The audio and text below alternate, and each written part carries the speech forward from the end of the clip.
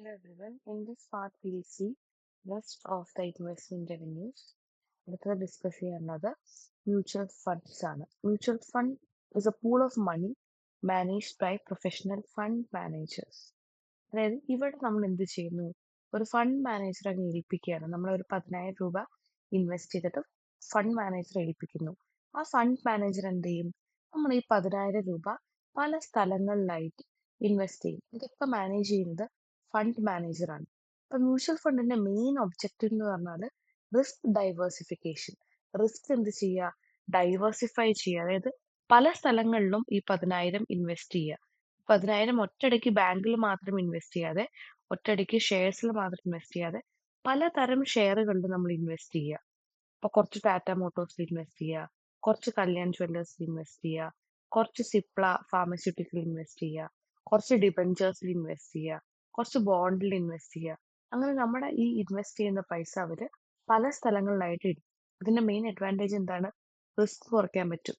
ഇപ്പൊ share market ഇടിഞ്ഞു പോയാലും അവിടെ ബോണ്ട് എന്നുള്ള റിട്ടേൺ കാരണം നമുക്ക് പ്രോഫിറ്റ് അവിടെ നേടാൻ പറ്റും. ഒരു സാധനം ഇപ്പം കല്യാൺ ജ്വല്ലേഴ്സ് താഴെ പോയാലും ചിലപ്പോൾ നമുക്ക് സിപ്ല കൂടി നിൽക്കുമായിരിക്കും.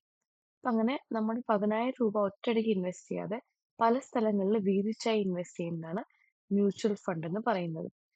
It is a collective investment and that is distributed proportionally amongst the investors after deducting investment. ഇത് ചെയ്യുന്നത് ആരാണ്? നമ്മൾ ഇതിനെ കുറിച്ചൊന്നും ബോധർ ചെയ്യേണ്ട. ഫണ്ട് മാനേജേഴ്സ് ആണ് ഇത് ചെയ്യുന്നുണ്ടാവുക. അപ്പൊ മ്യൂച്വൽ ഫണ്ട് ഒരു ടൈപ്പാണ് SIP, സിസ്റ്റമാറ്റിക് ഇൻവെസ്റ്റ്മെന്റ് പ്ലാൻ. നമുക്ക് ഒന്നെങ്കിൽ വൺ ടൈം ആയിട്ട് 10,000 രൂപ മൊത്തത്തിൽ ഇൻവെസ്റ്റ് ചെയ്യാം, അല്ലെങ്കിൽ ഓരോ മാസം 1,000 രൂപയോ 2,000 രൂപയോ 3,000 രൂപയോ വെച്ചിട്ട് ഇൻവെസ്റ്റ് ചെയ്യുന്നതിനെയാണ് സിസ്റ്റമാറ്റിക് ഇൻവെസ്റ്റ്മെന്റ് പ്ലാൻ. 100 രൂപ വെച്ച് തുടങ്ങുന്നതുണ്ട്. അപ്പൊ ആരെങ്കിലും ഏൺ ചെയ്യുന്നൊക്കെ ഉണ്ടെങ്കിൽ നമുക്ക് 100 രൂപ വെച്ചിട്ട് ഈ SIPയിൽ ഇൻവെസ്റ്റ് ചെയ്തിട്ട് തുടങ്ങാം. ഇതിന്റെ മെയിൻ ഫീച്ചേഴ്സ് എന്ന് പറഞ്ഞാൽ പൂൾ ഓഫ് ഇൻവെസ്റ്റ്മെന്റ്, പല സ്ഥലങ്ങളിൽ നിന്നും മണി കളക്ട് ചെയ്യുന്നു. അത് ആര് കളക്ട് ചെയ്യുന്നു? പ്രൊഫഷണൽ ആയിട്ട് മാനേജ് ചെയ്യുന്ന ഫണ്ട് മാനേജേഴ്സ്. മെയിൻ ഉദ്ദേശം എന്ന് പറഞ്ഞാൽ ഡൈവേഴ്സിഫൈ ചെയ്യുക, റിസ്ക് സ്പ്രെഡ് ചെയ്യുക. ആൻഡ് ഇവിടെ investors receives units in proportionate to the ownership in the fund. അതായത് ഷെയർസ് ആയിട്ടല്ല, പല യൂണിറ്റ്സും ആയിട്ട് അവർക്ക് ഓണർഷിപ്പ് കിട്ടും. ആൻഡ് ലിക്വിഡിറ്റി, അതായത് നമുക്ക് പലപ്പോഴും എന്ത് ചെയ്യാം? മ്യൂച്വൽ ഫണ്ട്സ് എളുപ്പത്തിൽ വാങ്ങുകയും വിൽക്കുകയും ചെയ്യാം. ഒരുപാട് ടൈപ്പ് സ്കീംസും ഉണ്ട്. മ്യൂച്വൽ ഫണ്ട്സിൽ ഒരുപാട് ടൈപ്പ് സ്കീംസും ഉണ്ട്. നമുക്ക് ലെറ്റ്സ് സി ബേസിക് സ്കീംസ്. ഒരുപാട് ടൈപ്പ് ഉണ്ട്. ബേസിക് ആയിട്ടുള്ള സ്കീംസ് നോക്കാം. Equity mutual fund, as the name indicates, ഷെയർസിൽ ഇൻവെസ്റ്റ് ചെയ്യുന്നതാണ് equity mutual fund. Long term ഗ്രോത്തിലേക്കൊക്കെ വേണ്ടിയിട്ട് നല്ലതാണ്. ഡെറ്റ് മ്യൂച്വൽ ഫണ്ട്സ് എന്ന് പറഞ്ഞാൽ ഫിക്സഡ് ഇൻകം സെക്യൂരിറ്റീസിൽ ഇൻവെസ്റ്റ് ചെയ്യുന്നത്. റിസ്ക് കുറവാണ്, ഇൻകവും അതുപോലെ തന്നെ റിട്ടേണും അതുപോലെ തന്നെ കമ്പാരിറ്റീവ്ലി കുറവായിരിക്കും. ബാലൻസ്ഡ് എന്ന് പറഞ്ഞാൽ ഇതിൽ രണ്ടിലും ഇൻവെസ്റ്റ് ചെയ്യുന്നത്, ഇക്വിറ്റിയിലും ഡെറ്റിലും ഒക്കെ ഒരുമിച്ച് ഇൻവെസ്റ്റ് ചെയ്യുന്നതാണ് balanced mutual fund. Index fund എന്ന് പറഞ്ഞാൽ ഇൻഡസ്ട്രീസ് ഉണ്ട്. അതായത് NSEയുടെ ഇൻഡെക്സ് ആണ് നിഫ്റ്റി, BSEയുടെ ഇൻഡെക്സ് ആണ് സെൻസെക്സ്. അതിനെ റെപ്രസെന്റ് ചെയ്യുന്നത്, ഓരോ മാർക്കറ്റിനെയും റെപ്രസെന്റ് ചെയ്യുന്നതാണ് ഇൻഡിസസ്. അപ്പൊ ഈ ഇൻഡെക്സിൽ മാത്രം ഇൻവെസ്റ്റ് ചെയ്യുന്നതാണ് ഇൻഡെക്സ് ഫണ്ട്സ് എന്ന് പറയുന്നത്.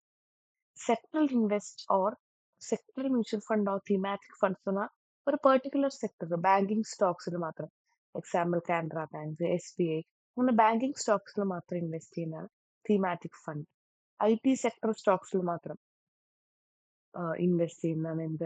ഇപ്പൊ ഇൻഫോസിസ്, TCS, അങ്ങനെ IT സെക്ടറിൽ മാത്രം ഇൻവെസ്റ്റ് ചെയ്യുന്നത് IT സെക്ടർ ഫണ്ട്. ഹെൽത്ത് കെയറിൽ മാത്രം ഇൻവെസ്റ്റ് ചെയ്യുന്നത് ഇത്. അങ്ങനെ പെർട്ടിക്കുലർ സെക്ടറിൽ നമുക്ക് വേണമെങ്കിൽ ഇൻവെസ്റ്റ് ചെയ്യാം. മണി മാർക്കറ്റ് ഫണ്ട് എന്ന് പറഞ്ഞാൽ ഷോർട്ട് ടേമിലേക്ക് നമ്മൾ റിലേറ്റീവ്ലി ലോവർ റിസ്കിലേക്ക് ഇൻവെസ്റ്റ് ചെയ്യുന്നതാണ് money market fund. Equity linked savings schemes എന്ന് പറഞ്ഞാൽ ഇക്വിറ്റി ഓറിയന്റഡ് മ്യൂച്വൽ ഫണ്ട്സ് ആണ്, പക്ഷെ അതിന് എന്താണ്? ടാക്സ് ബെനിഫിറ്റ്സും കൂടെ ഉണ്ട്. എക്സ്ചേഞ്ച് ട്രേഡഡ് ഫണ്ട്, അതായത് നമ്മൾ ഷെയറിൽ ഇൻവെസ്റ്റ് ചെയ്യുന്നത് പോലെ തന്നെ ഒരുപാട് ലിസ്റ്റ് ഓഫ് സാധനങ്ങളിൽ ഇൻവെസ്റ്റ് ചെയ്യുന്നതാണ് എക്സ്ചേഞ്ച് ട്രേഡഡ് ഫണ്ട് എന്ന് പറയുന്നത്. So these are the basic types of mutual funds. Now let's see its advantages. നമ്മൾ ഓൾറെഡി മീനിങ്ങിന്റെ കുറെ കാര്യങ്ങൾ മനസ്സിലാക്കാം. പ്രൊഫഷണൽ മാനേജേഴ്സ് ആണ് മാനേജ് ചെയ്യുന്നത്, നമ്മൾ മാനേജ് ചെയ്യേണ്ട ആവശ്യമില്ല. ഡൈവേഴ്സിഫിക്കേഷനിലൂടെ റിസ്ക് കുറയ്ക്കാൻ പറ്റും. അഫോർഡബിൾ ഇൻവെസ്റ്റ്മെന്റ്, അതായത് നേരത്തെ പറഞ്ഞു SIP ഒക്കെ നമ്മൾ 100 രൂപ തൊട്ടിട്ട് മാസത്തിൽ രൂപ തൊട്ടിട്ട് തുടങ്ങാം. ആൻഡ് ലിക്വിഡിറ്റി എന്ന് പറഞ്ഞാൽ നമുക്ക് എന്ത് ചെയ്യാം, നമുക്ക് എപ്പോൾ വേണമെങ്കിലും വാങ്ങുകയും വിൽക്കുകയും ചെയ്യാം. നമ്മുടെ കൺവീനിയൻസിനനുസരിച്ച് നമുക്കത് നോക്കാം. ഒരുപാട് സ്കീംസ് എവിടെ അവൈലബിൾ ആണ്, മ്യൂച്വൽ ഫണ്ട്സിൽ അവൈലബിൾ ആണ്. Now about difference. Management fees.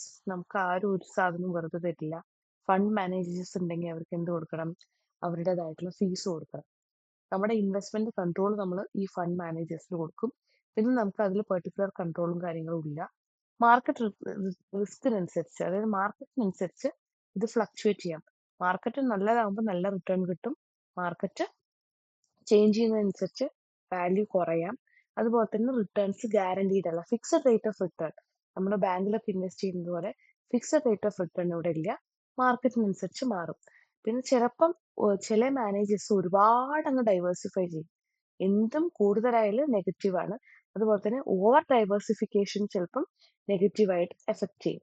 അതുപോലെ തന്നെ ഫണ്ട് മാനേജേഴ്സിനെ ഡിപ്പെൻഡ് ചെയ്യും ഇതിന്റെ റിട്ടേൺ. ഫണ്ട് മാനേജേഴ്സ് എങ്ങനെ ഇത് മാനേജ് ചെയ്യുന്നു അതിനനുസരിച്ചിരിക്കും കുറേയൊക്കെ returns. So these are the advantages and disadvantages of mutual funds. Now let's see next type of investment avenue. Last one, according to our syllabus, index funds.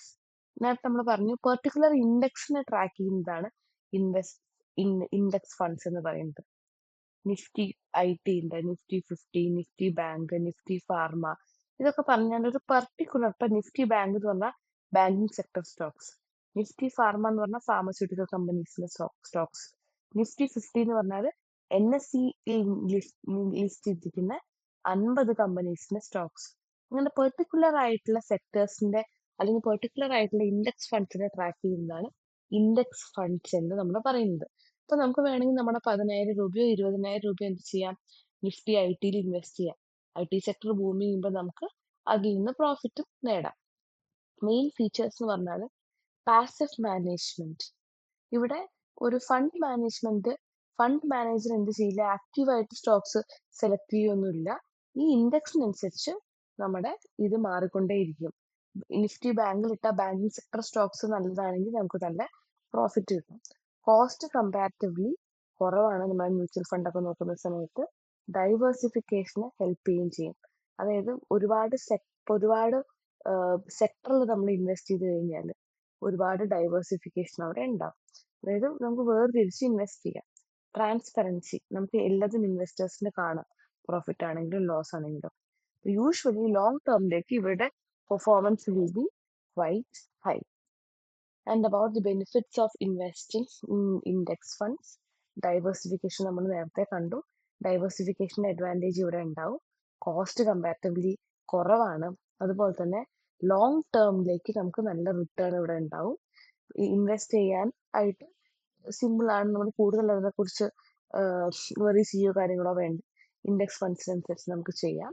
And about transparency, index funds uh, are very transparent in nature.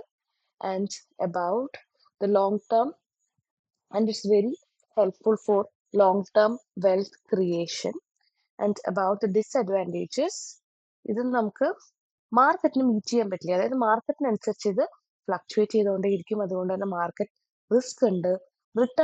ഷെയർസിനൊക്കെ returns comparatively കുറവാണ്. അതുപോലെ തന്നെ flexibility, നമുക്ക് ഇഷ്ടത്തിനനുസരിച്ച് change ചെയ്യാനും ബുദ്ധിമുട്ടാണ്.